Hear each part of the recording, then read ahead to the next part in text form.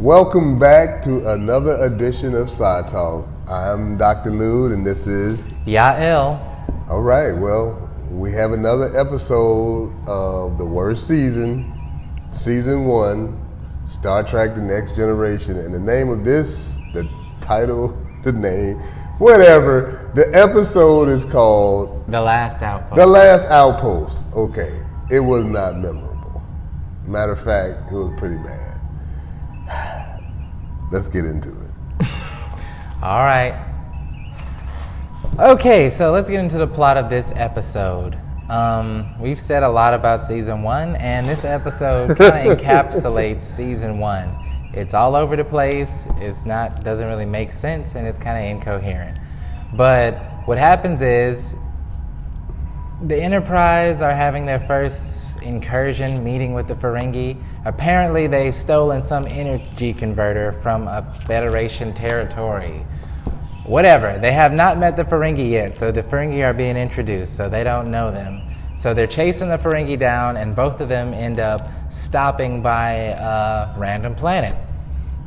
And they try to communicate, but for some reason their ships is disabled and their energy is being sucked from their ship, and both think the other person did it. They think the Ferengi did it to them, the Ferengi think they did it to them, or whatever. So... But it was the planet. Turns out it was a, planetary defense thingy connected to a space wizard. Another space This sounds funny, and I'm trying to keep it short. I'm not really leaving that many details out. A space wizard down on the planet stops their ships from moving and starts sucking their energy out, and eventually they realize it's not each other that's doing it. They go down to the planet, and the Ferengi are I don't know what they thought the Ferengi were, but they have them as crazy space imp demon type. They're just crazy. They dance around and they move around like they're out of their mind, and to me they act like a goblin or an imp. So the Ferengi attack them and lie about it. The space wizard pops up and asks, "Do you want to be part of the part of my empire?" Make a long story short, he does some test with Riker and puts humanity in the Ferengis accuse humans of being evil. So again, we end up with humanity on some weird sort of trial, but Riker succeeds and the space wizard becomes friends with him. And then it's like, okay, well, I'll release your ship and you guys can go. And oh yeah, you want the Ferengis to die? No? We sparing the Ferengis? Okay. And it's like, all right, Riker, you're cool. The end. Then he's like, I'm going to go back to sleep. I shall sleep until needed again. All right, until I'm needed again. Okay. So we're going to get into that, but that's generally the plot. The space wizard is the cause of it. They have to bring him up to speed. This episode is the epitome of why the first season is the worst season. This episode, watch this episode and you'll see why the first season is the worst season. First of all, okay, so Captain's Log, the Ferengi has stole some item from them, and it's a good opportunity to see what these people are all about. First contact, we've heard a lot about them, but we never met them, so it's a good, why is it they stole something and you apprehending them a good way to make first contact? That's just terrible. That's a terrible way to make contact. You accusing them of stealing, which they did, but that's not a good way to make contact. I definitely wouldn't have written the Ferengis' first contact. They obviously wanted them to be perceived as traitors or, capitalists or, people who are about profit. So I would have made it to where maybe a stolen item was sold to them and they had to go buy it back from them. Not to get too deep on what I would have done, but the idea that they just stole it is really weird and puts you at odds with the Ferengi. And how do you judge them? Because if you run into some criminals of humans, do you judge humans based off these criminals you ran into? And they were criminals the entire time because they were all about lying and accusing just flagrantly and just ridiculously, just accusations left and right to the space wizard, just out of nowhere, even to where they attack the moment they make contact. Absolutely. And they begin robbing them. What? These aren't traitors. These are more like I guess, money, treasure hunting pirate thugs. So that's one of the first things that's like, why would you depict them like that? Okay, so they go up, and it's a strange thing happened with both ships are kind of immobilized. Each ship think it's the other ship, but they never considered that maybe it's something else, right? And so because of the thievery of the Ferengi and we got to apprehend them of the Federation, they only can think of the other as the aggressor when it wasn't either one of them. They wasn't doing anything. It was the space wizard. Which the Ferengi fired on them, which I guess they didn't know they technically stole from them, but whatever. But either way, they're forced to communicate, and when they communicate, you know, so much about this episode is goofy in the premise, but even in the execution is goofy. When we see the Ferengi for the first time, it's like, who's got the camera? It's like they got the camera all the way in his face, and he's like, he doesn't know where to look, and he's like, we don't do video calls or blah, blah, blah, but here I am, human. And it just... It's very silly. It's hilarious. It's pretty hilarious. So they couldn't hire a professional cameraman on the Ferengi ship, so they had to have the camera up his nose and, you know, all up turning around and moving. Who directed that? Spielberg? Anyway. So yeah, all right. They eventually both figure out that they need to beam down to the planet. Well, before that, they throw a whole bunch of accusations back and forth, and you know, when they, you know, finally they probe, come back with information, and then they realize, oh, it wasn't your ship that was holding us, and now we can be back. It was our apparatus, and we gonna keep it, and you did this to us, and then so, like he was saying, they figure out that what's holding both ships is on the planet, so they agree to go to the planet. Of course, the Ferengi and then, immediately break the deal when they get there, but go ahead. So they beam down, and for some reason they're all scattered in different locations, which that's never explained fully.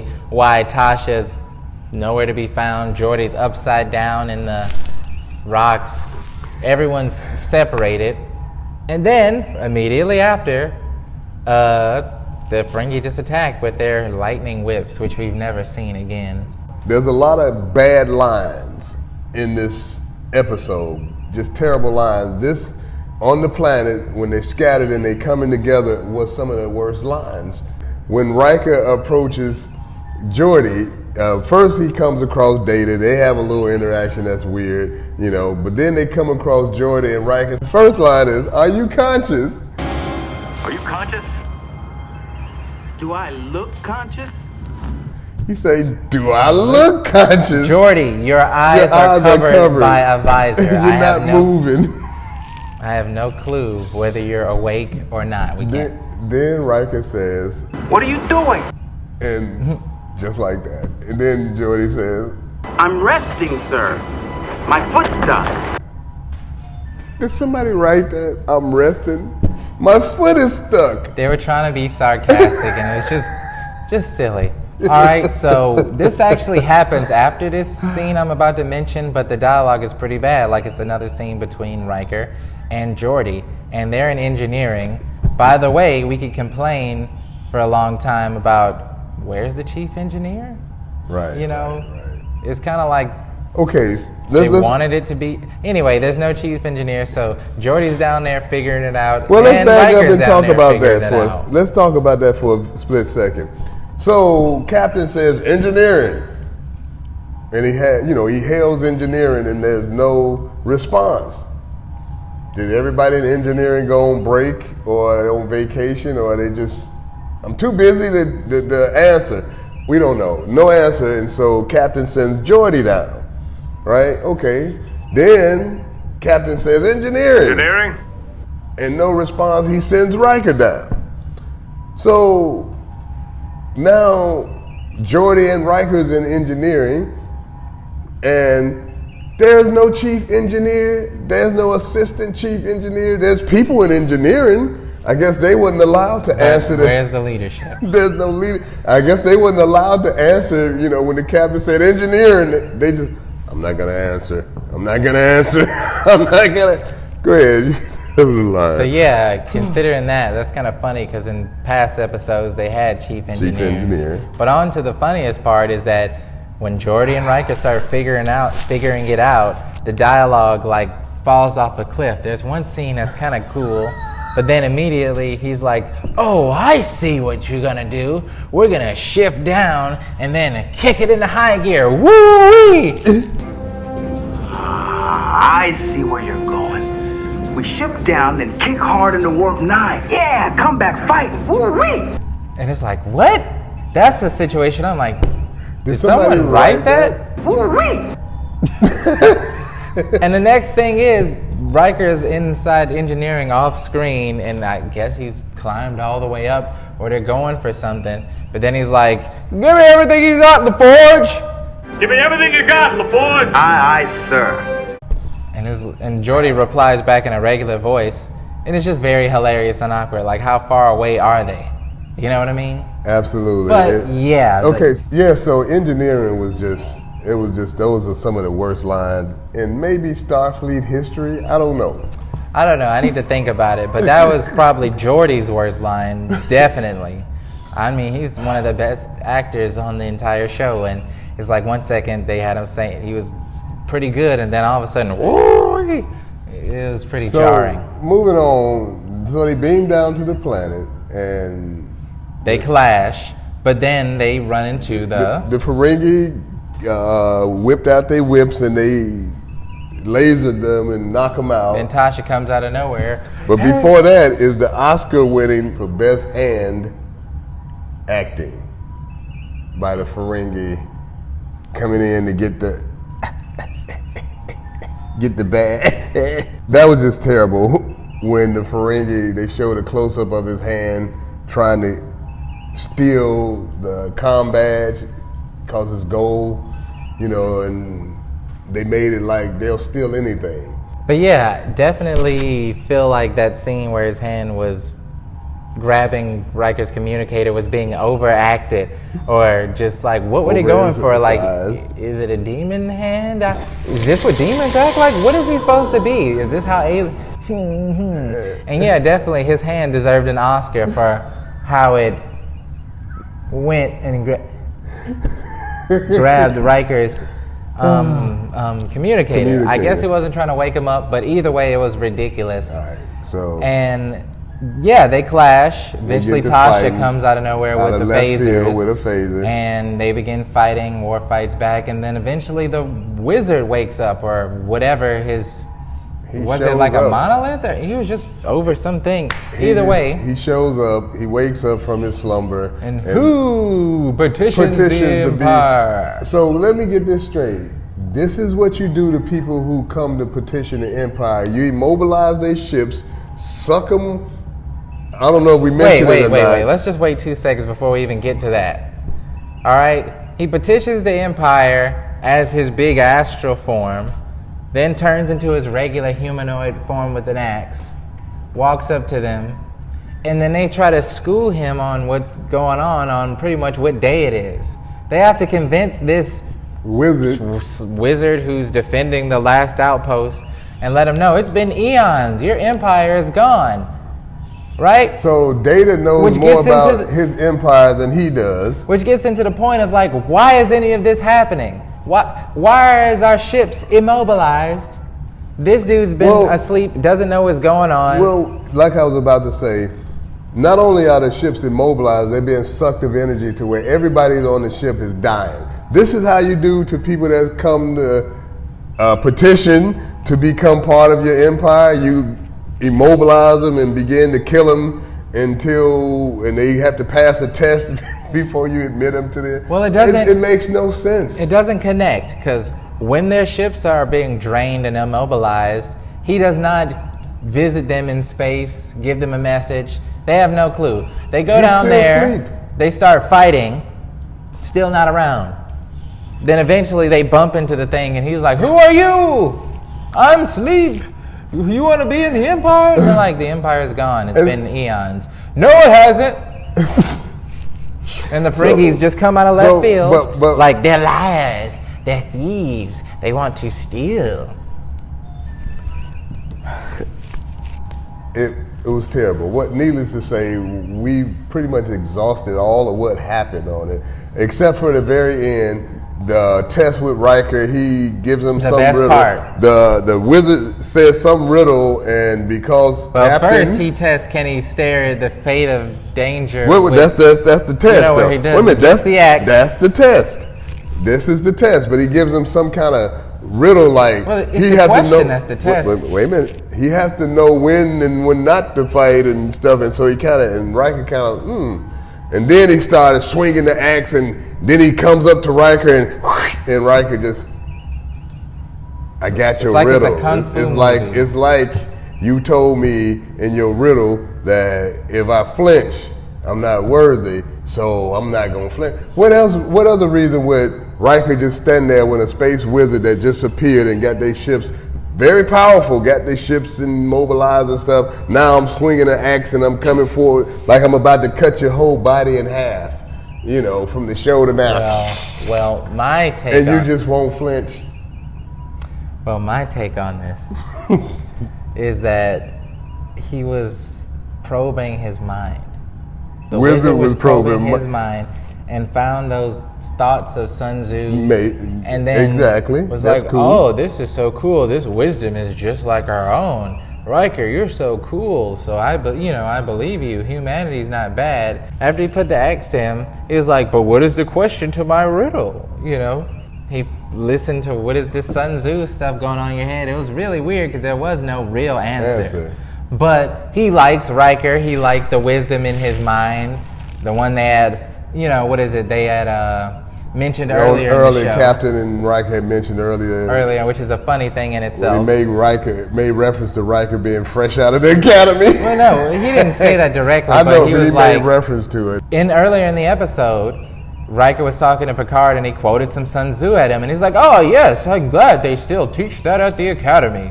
And it's kind of funny because Riker's like, "I'm nearly a captain. I haven't been in the academy for years. Like maybe I could have read that on my own. What is that? Do they really teach that at Starfleet?" Anyway, that's a side point. Apparently, the wizard loves it too. Yeah, and the last thing the wizard did was, wizard said, "I like you, Riker. Come on, let's talk more about this stuff in your head." And Riker said, "Well, will you let our ships go first?" He was like, "Done." And then he said, "What should I do with them? Should I destroy them?" He's like, "Nah, don't destroy it." Riker said, "Nah, don't destroy the Ferengi." If you ask me, as annoying as they were being, but fine, let's be peaceable and spare them. But seriously, they were lying, trying to get them destroyed. Like, what is you guys' problem? Yeah, what is the Ferengi problem? Problem in this episode, and then they're just dancing around at the end like. So, and then they let the ships go, and they won. All I can say is that these Ferengis had to just be criminal crazies. But back to wrapping it up. Oh, Riker, you're my friend. Spare the Ferengis. Everybody go home. The end. Why in the heck and then did you stop? And the wizard have to decide to go back to sleep. I'm not needed anymore. Can I at least go and get a different job? At the end, can I go explore the galaxy? At the end, the wizard's like, okay, well. Wizard? I have to still be here. Anyway, for those who haven't seen it, at the end, the wizard's like, well, I guess something about good and peace in the universe. I'll go back to sleep until I'm needed. What? Now here's my question I was just about to ask. Why did you stop our ships for nothing? Your empire's gone and dead. Why did you stop us and the Ferengis? This has nothing to do with each other. Nothing. This wizard is out of nowhere just, I don't know, I want friends. I found Riker and we talked for 2 minutes. Now I'm back to sleep for a millennia. That's the episode. Oh, and the Ferengis are spared. We don't even know if Starfleet is going to do anything about this thievery or about the attack. It's like we're all friends at the end. Bye-bye. Oh, 2 things we failed to mention. Out of nowhere comes the little Chinese finger thingy with Data. And then at the end, Riker says, permission to send a box of those Data's Chinese finger thingies over to puzzles to the Ferengi. You know, like, yeah, they played a practical joke on the Ferengi at the end. So it was, you know, it's just it feels like there's 60 writers and they all had like write one line and they all get to shoehorn in their little thing that they wanted to get in. So we hope you enjoyed this episode of Side Talk. We know we did not enjoy this episode of The Next Generation. The last Outpost. What is this, 4? I think this is the 4th episode. 4, right. Don't quote us, but The Last Outpost. Yeah. All right, so if you like this, thumbs down, all of that stuff. So if you like this, please remember to like, subscribe, click the notification bell, and look out for more videos. And let us know how you feel about this episode in the comments. Yeah, if there's anything we missed or anything you want to shout out, because there's so much we could talk about and just how the way they act. So yeah, please give me everything you got. The Forge is out there, and like and subscribe, and we'll catch you on the next episode. We out. Beam us up.